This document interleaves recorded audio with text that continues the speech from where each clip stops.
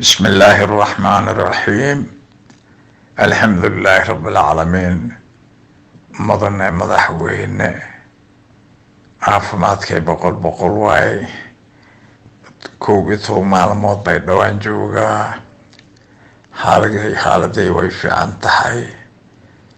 shaqooyinkii dhadhuujiskooda aan hordhac dhadhuujisaan bay dhow u yimid halkayga boqol waa fiicanahay adigana caafimaadka arwa marmar teleefanka iga qabanay kole dhab iima sheegin misidka maanta isoo qortiin waa arkay waan ku ballanay aawdin waaba dhammaan haysaa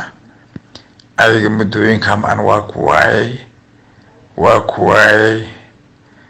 meelo kale oo dad kale oo Allah hadashilay warkaadan ka helaa kole humaan ma jirta aboro waaba ku joogaa dadka kale asleedahay marka